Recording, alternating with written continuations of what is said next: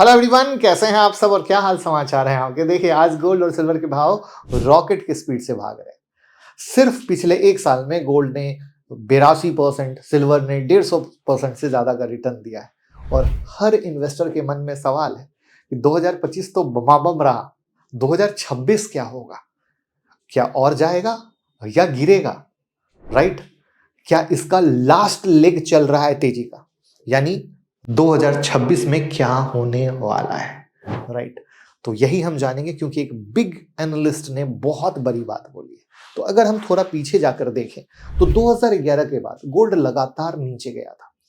मतलब लोग गोल्ड से दुखी हो गए थे, गोल्ड ईटीएफ से पैसा निकलता गया, लोगों का भरोसा कम होता गया।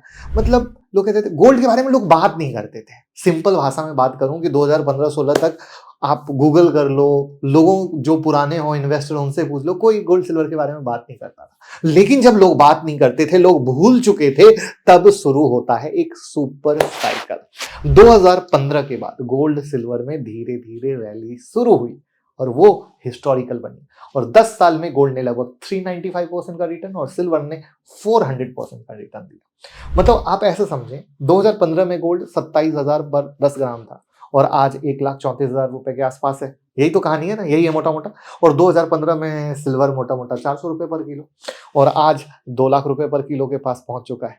यानी जिसने अगर पेशेंस रखा हो उसको सॉलिड रिटर्न है।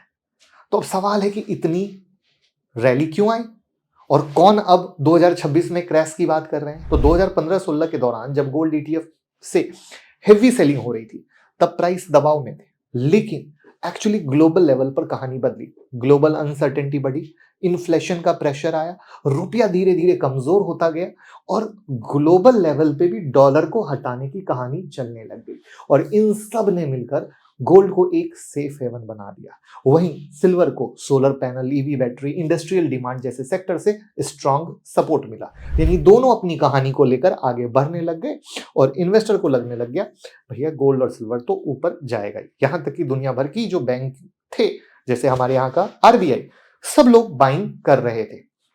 लेकिन यहीं पर एक वार्निंग आ रही है कि भैया 2026 के बाद डेंजर है। और ये वार्निंग मैं नहीं दे रहा, एवी गिलवर्ट दे रहे हैं, जो इलियट वेव थ्योरी के एक्सपर्ट माने जाते हैं। ये वही एनालिस्ट हैं जिन्होंने 2011 का गोल्ड टॉप और 2015 का गोल्ड बॉटम दोनों काफी एक्यूरेट प्रिडिक्ट किया था। क्योंकि साइकिल बताया, इसलिए मैंने 11 और 15 का साइकिल बताया कि आप रिलेट कर पाओ इनके प्रिडिक्शन से।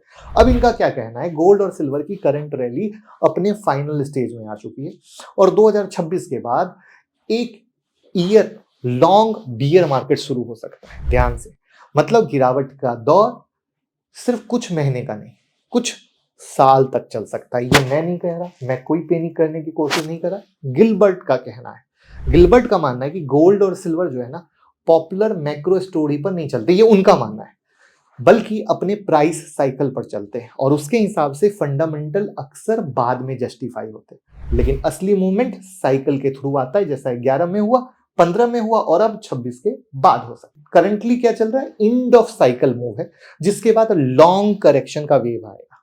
ठीक है, तो वो फेज की बात हो रही है। अब सिल्वर को लेकर क्या कह रहे हैं, सिल्वर को लेकर गिलबर्ट का कहना है कि सिल्वर अपना मिनिमम टारगेट ले चुका है, अगर सपोर्ट होल्ड करता है तो थोड़ा और ऊपर जा सकता है, लेकिन उसके बाद वहां भी आप शार्प करेक्शन देख सकते हो। और इस तरह का पैटर्न हमने 10-11 के दौरान देखा था। हमने का मतलब गिलबर्ट का पॉइंट है, मैंने तो देखा था, बट गिलबर्ट का पॉइंट है।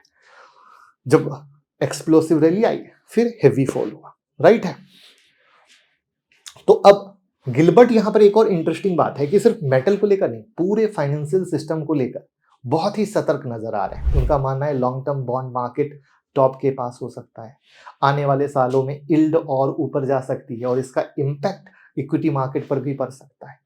अब यहां पर मेरा पॉइंट ऑफ व्यू क्या है, प्लीज समझिएगा।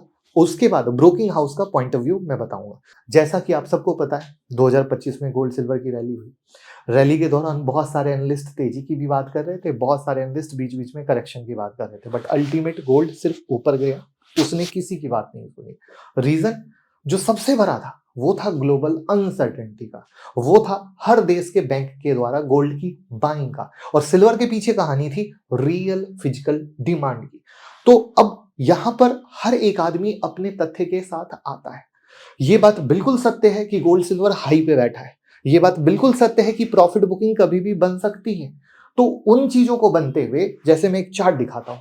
अब ये गोल्ड का चार्ट है। गोल्ड में बम्पर तेजी हुई थी और ये वो फेज था जब गोल्ड ने $4381 का हाई बना था और उसके बाद इसका लो लगा था 3886 का। ये एक प्रॉफिट बुकिंग का दौर आया था और ये वक्त वही था कि एग्जाम्पल के लिए जिसने भी हाई पे लिया वो फंस गए और गिरावट के बाद बात करने लग गए, लेकिन वापस से गोल्ड ऊपर की तरफ जा रहा है।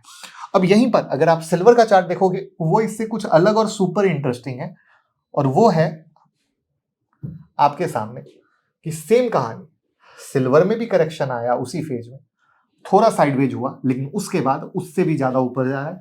रीजन अगेन है क्या? Industrial demand. यानी अगर कोई भी इंसान कुछ कहता है सिर्फ उनके सुनकर पैनिक नहीं करना। यानी मेरा मकसद कभी भी कोई भी इंसान कुछ कहता है ना, वो उसके आधार पर वीडियो बना के आपको रियल एजुकेट करना है कि किसी के कहे में आके पैनिक में कुछ मत कीजिए, क्योंकि हर दिन हर इंसान का काम है बोलना। आपको देखना पड़ेगा रियलिटी में चार्ट क्या कह रहा है, रियलिटी में डिमांड क्या कह रही है, और हमें ये अवेयर रहना पड़ेगा कि सच में बुलियंस बहुत हाई पे बैठे हैं। जहां पे गोल्ड सिल्वर में जो इस तरह की प्रॉफिट बुकिंग आई थी वो आगे भी आ सकती है। यानी अगर हम हाई पे लें फिर हम फंस गए, अब क्या करें, मर गए, जी गए, अगर ये सोचते हैं तो आप मुश्किल में आ सकते हैं, पहली बात। दूसरी बात, कभी भी पूरा पैसा गोल्ड सिल्वर में नहीं लगाना चाहिए, बल्कि अपने पोर्टफोलियो का 10% 15% पैसा ही बुलियन में लगाना चाहिए। अगर इस सोच के हम 3-5 साल के साथ करते हैं तो अगर करेक्शन भी आएगा तो हम नीचे में एवरेज करके वापस से उस गेन की तरफ आगे जा सकते हैं। ये है मेरा मकसद क्लियर कट बताने का। एंड आई होप आप मेरी बात से एग्री करते हो, तो वीडियो को लाइक करके कमेंट में बताइएगा यस एग्री। अब यहां पर डिफरेंट ब्रोकिंग हाउस की बात करें तो मोतीलाल ओसवाल गोल्ड को लॉन्ग टर्म में सेफ एसेट मानते हैं, लेकिन शॉर्ट टर्म में हेवी वोलेटिलिटी, सेम वर्ड आप मैच कर लो। यानी हाई प्राइस पर ब्लाइंडली बाय करना रिस्की हो सकता है। आईसीआईसी डायरेक्ट वाले कहते हैं कि सेंट्रल बैंक की बाइंग, डॉलर की कमजोरी गोल्ड को सपोर्ट दे रही है, लेकिन अगर ग्लोबल ग्रोथ बहुत तेज हुई, अनसर्टेनिटी दूर हुई तो करेक्शन पॉसिबल है। एक्सिस सिक्योरिटीज पे आए तो सिल्वर में एक शार्प रैली हो सकती है, लेकिन हाई रिस्क जोन है। यानी हाई पे आने के बाद तेजी की बात करते हुए सब लोग आपको ये सतर्क करने की कोशिश कर रहे हैं कि मार्केट बुलियन का हाई पे खरीद रहे हो यानी रिस्क जोन है, राइट। तो पिछले 10 साल में बुलियन ने बहुत बेहतरीन रिटर्न दिया, लेकिन हर साइकिल का एक एंड होता है, वो एंड कोई प्रिडिक्ट नहीं कर सकता, बस एक अलर्ट दे सकता है। तो हमें हाई लेवल पे प्रिकॉशन लेने की, सतर्क रहने की जरूरत है। और 2026 तो यूं भी बहुत बड़ा ईयर होने वाला है, जो मैं लगातार अपने वीडियो में बता रहा हूं कि चाहे वो स्टॉक मार्केट के एंगल से हो, चाहे इस एंगल से हो, प्लीज अलर्ट रहिए। तो ये सिर्फ एजुकेशन पर्पस के लिए था। इन्वेस्टमेंट से पहले अपने फाइनेंशियल एडवाइजर से जरूर सलाह लें और मेरी बात को ध्यान से सुने समझें। और वीडियो पसंद आई हो तो लाइक कमेंट शेयर करें। जय हिंद, जय भारत। अगर आप 25 लर्निंग वीडियो फ्री चाहते हैं तो हमारा मोबाइल ऐप डाउनलोड कर लीजिए। मुकुल अग्रवाल नाम से एंड्रॉयड और आईओएस पर है, ठीक है। तो आपको 25 वीडियो फ्री मिलेगी। साथ में आपको आईपीओ की न्यूज़, आईपीओ में अप्लाई कैसे करना है, ग्रे मार्केट प्रीमियम कैसे है, उसका हिंदी इंग्लिश का ब्लॉग, स्टॉक मार्केट की न्यूज़, अनलिमिटेड बेनिफिट है। यहाँ तक कि आप ऐप पर अपने सवाल भी पूछ सकते हो। तो डाउनलोड कीजिए, बेनिफिट उठाइए, कॉइन्स मिलेंगे, उस कॉइन से मेरे पेड कोर्स फ्री में खरीद सकते हो। साथ में डीमेट अकाउंट या क्रिप्टो का अकाउंट भी आप हमारे साथ ओपन कर सकते हो, लिंक डिस्क्रिप्शन में है।